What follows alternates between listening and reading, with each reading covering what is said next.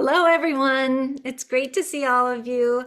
I wanted to bring to you a wonderful video that actually will only last for about 16 minutes. It's about Shining Light Parents Speak, which is a book that was put together by Dr. Mark Pitstick and Lynn Hollihan, who interviewed 130 of the members of our caring listeners and affiliate leaders. And then it was put together by all of these wonderful ladies that you see here. So Allison, as well as Dolores Cruz, as well as Nancy Hana and Anne Marie Taplin. And this 16-minute interview is so wonderfully concise.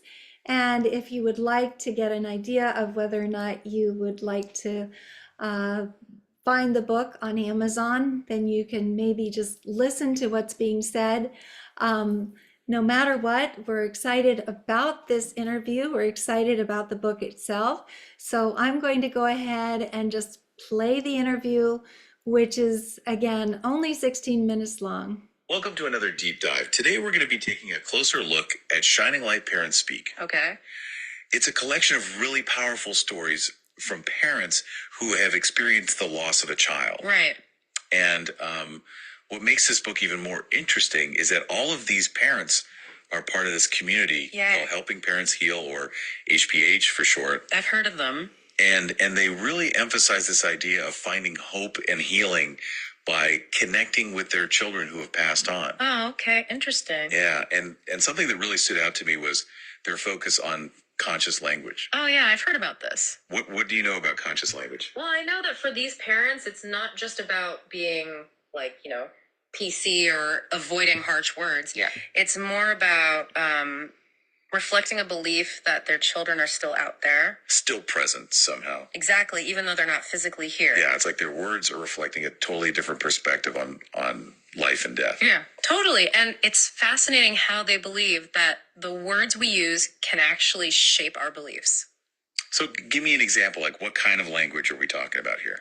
Well, for example, instead of saying like dead, which implies finality, they use phrases like passed on or changed worlds or transition to the next phase of life. Okay, I see. So it's not about denying the loss, but it's more about acknowledging a continued connection in some way. Exactly. And that connection is really at the heart of their experiences. Yeah, and it seems like they're not just talking about it theoretically. They're actually reporting all these tangible ways that they're connecting with their children. Totally. Throughout the book, they share all these stories about getting signs and visits from their kids. And a lot of the time, it's in direct response to asking for a sign. It's pretty amazing how often that happens. And the signs themselves are super varied and personal. It's not like everyone's seen the same thing. Right. It makes it feel so much more meaningful. Oh, definitely, like Tava's story about the butterfly. Oh, yeah, that one always gets me. She was so desperate for a sign from her daughter, Christina, and she was literally lying face down on the ground asking for it. And then, boom, a butterfly appears. And it swirls around her head twice. I know, it gives me chills every time I hear it. Me too. It's like Christina was right there with her, responding to her plea. It's hard to explain it away as just a coincidence, Yeah, and it highlights that whole idea of actively seeking signs and being open to them. And being open to them in unexpected ways. Like you might not always get what you expect, but if you stay open, you might be surprised. Totally. Another example is Deb. She was taking pictures of a sunset. Oh, I remember this one. And she kind of jokingly said out loud, "Dean, I bet you could help me get an even better shot." Dean being her son who had passed away. Yeah, she was talking to him like he was still right there. And she even wished for a hummingbird to fly into the frame. And guess what? A hummingbird magically appeared. Not only did a hummingbird show up, but it posed for her for 10 minutes. I know, right in front of the sunset, like it was orchestrated. Wow. That's just mind-blowing. It makes you wonder, If these signs are something more than just coincidences. They definitely think so. Yeah, they see them as evidence that their children are still present and connected to them. It challenges everything we think we know about death. And it's not just butterflies and hummingbirds either. No. The book describes so many different kinds of signs. Like Linda O, who sees butterflies everywhere as a sign from her son David. Mm-hmm. And then there's the story of Nicholas, who passed away in a terrorist attack. That one's really powerful. So his parents came home from the funeral, just completely heartbroken, and they get a call. From who? From one of Nicholas's friends. Really? Right at that moment, it was as if Nicholas was reaching out through his friend.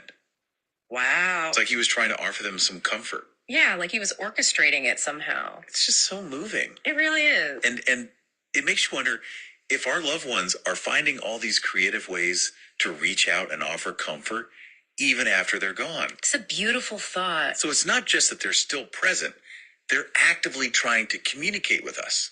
That's what these parents believe. And they're saying that it's not just wishful thinking. They're actually feeling their children's presence and receiving messages that are so specific that they can't just dismiss it as coincidence. And it forces us to question our assumptions about what's possible. It really does. I mean, what if there's so much more going on than we can see or hear or even comprehend? Exactly. And maybe our current understanding of reality is just too limited. It's a pretty radical idea. But these stories make you wonder. They really do. It's like they're opening up a whole new world of possibilities. Maybe our loved ones are always present, even when we can't perceive them. Yeah, maybe we're just not tuned in. That's a really comforting thought. And these parents are living proof that it might actually be true. Yeah, they're really pushing the boundaries of what we think we know. So what other ways are they connecting with their kids? Well, we've talked about signs in the physical world, Right. but they also describe communication through dreams, like it becomes this portal to the other side. Oh yeah, like Beverly's dream, where her son Mason reassured her that he was okay. That one was so vivid, she woke up feeling totally at peace.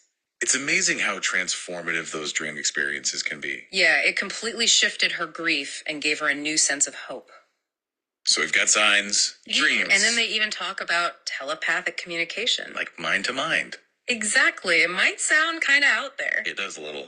But a lot of these parents describe getting clear thoughts and messages that they believe are coming directly from their children. So it's not just a vague feeling of presence. No, they're actually receiving specific information and guidance. It's pretty incredible. Like one parent, Chandra, who's actually a clinical psychologist, Right. she started hearing her son Naaman's voice in her head after he passed. And she was getting all this guidance and insight that just felt like it was coming from him. Even though it challenged everything she thought she knew about how communication works. It's really challenging our preconceived notions about what's possible. It is. I mean, they're experiencing these connections in so many different ways. Physical signs, dreams, telepathic communication. It's really making me rethink everything. That's the power of these stories. Yeah, they make you realize that maybe our current understanding is just way too limited. Maybe there's so much more happening around us than we realize. And maybe our loved ones are more present than we think. A beautiful possibility.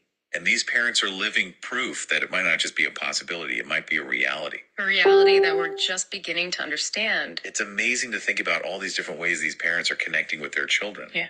Through signs and dreams and even telepathy. It's like they're tapping into this whole new language of connection.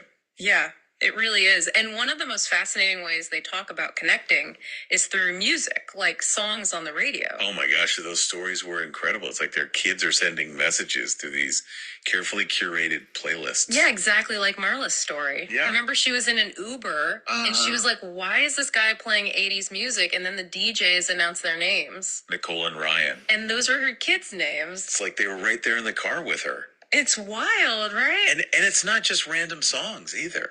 No, it's always songs that have really specific meaning to the parents, like lyrics that speak directly to their situation. Or offer comfort. Exactly. It's almost like their children are choosing these songs, like they're making these playlists from the other side. It's like they know exactly what the parents need to hear at that moment. That's what it feels like. I love the story about Wendy and her son Hugh. Oh, yeah, he was a big music lover, right? Yeah, she was doing this meditation and the word Diplo just popped into her head. Out of nowhere. And then like a week later, she's driving and she hears a song by Diplo on the radio. I know, it's crazy. Like Hugh was saying, hey mom, I'm still here and I still love music. It really makes you wonder how much influence our loved ones might have on things like that. Like radio waves and technology. It's like, could they be manipulating the physical world from the other side? It's a mind-blowing thought, right? Totally. It challenges everything we think we know about how the world works. It really does. So we got music as a way of connecting.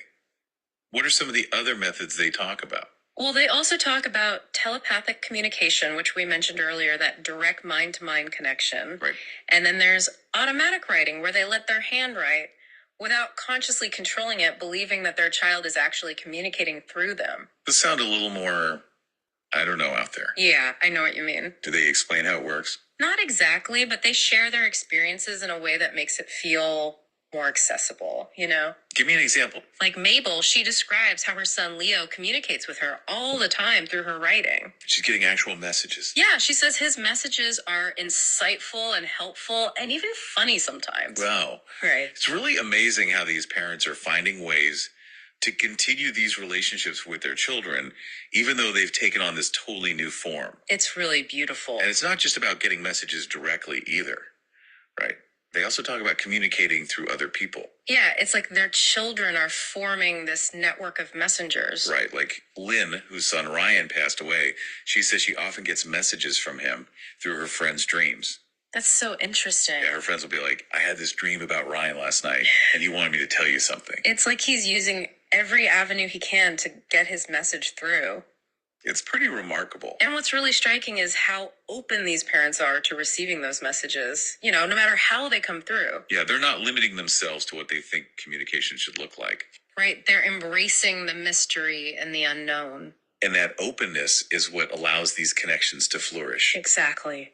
It makes me think about that concept of conscious language. Again, it's not just about the words we use. It's about expanding our awareness to recognize that maybe there's more to life and death than we realize. Totally. Like maybe we need a whole new language to describe these experiences. Right. And maybe our loved ones are always present, even when we can't see or hear them. Like that analogy in the book about the sun always shining, even when it's hidden behind clouds. Yeah. Maybe it's just a matter of tuning in. Of becoming more receptive. And these parents are showing us that it's possible. Yeah, they're teaching us to trust our own experiences and to be open to the possibility that love and connection can exist beyond the physical realm.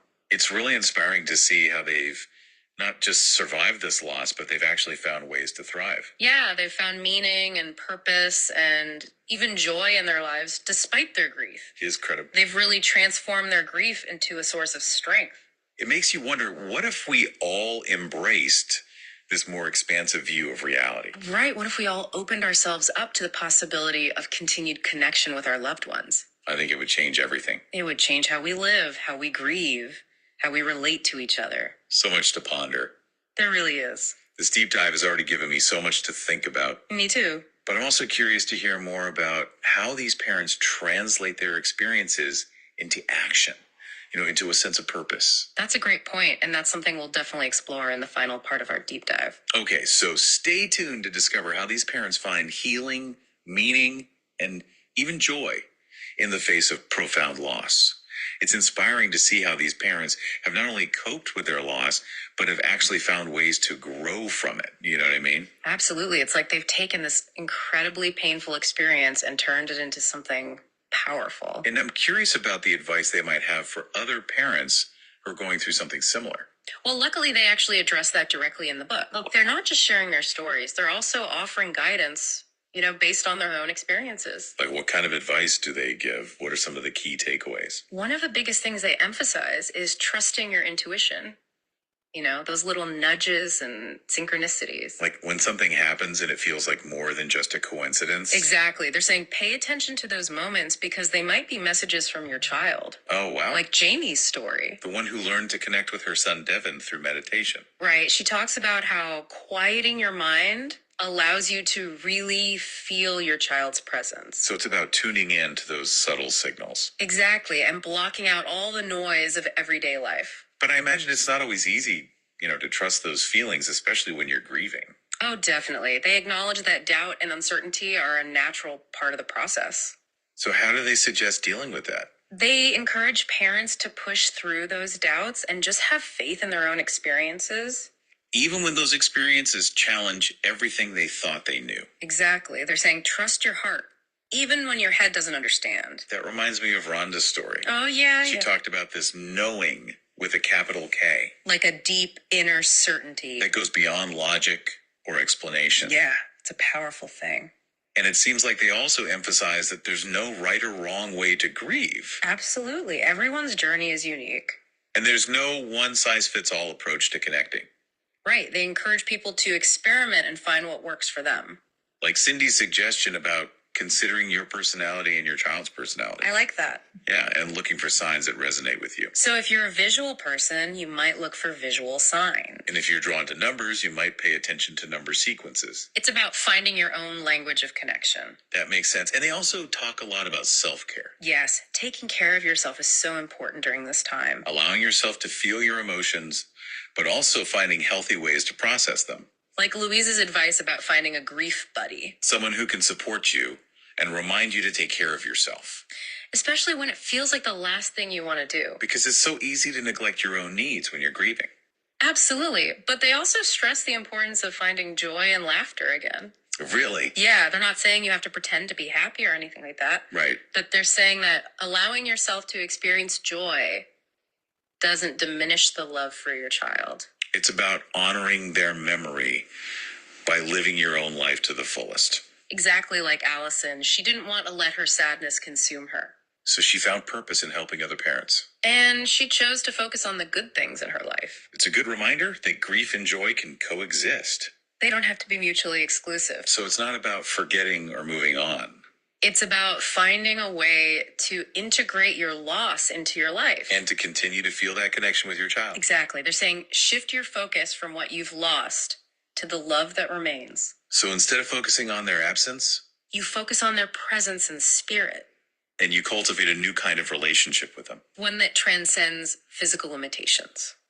It's a really beautiful concept. It is. And they also talk about the importance of releasing self-blame, Like letting go of guilt and regret. because those emotions can really hold you back from healing, They're saying that we're not in control of everything, and that there's a bigger plan at play. which we may not fully understand. But ultimately, they emphasize that love is the most powerful force in the universe. That's comforting. And they encourage us to look for the silver linings. The lessons and growth opportunities that can come from these experiences. Because even though it's hard to see at the time, There's always something to be learned. and they remind us that our children's lives, even if they were short, had meaning And their legacy continues on. in ways we may never fully grasp. It's a truly powerful message of hope and resilience. It really is. And it's a testament to the enduring power of love.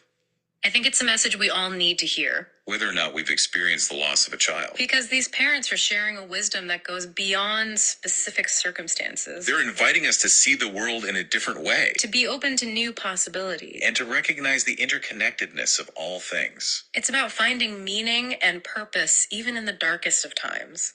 It's been an incredible journey exploring these ideas from Shining Light Parents Speak. It really has. And I'm left with this overwhelming sense of awe At the strength and courage of these parents. and a renewed appreciation for the power of love. It's been an honor to dive into this with you. Me too. And to you, our listener, we hope you're leaving this deep dive with a sense of hope and a willingness to explore new possibilities and a renewed commitment to cherishing life and the love that connects us all.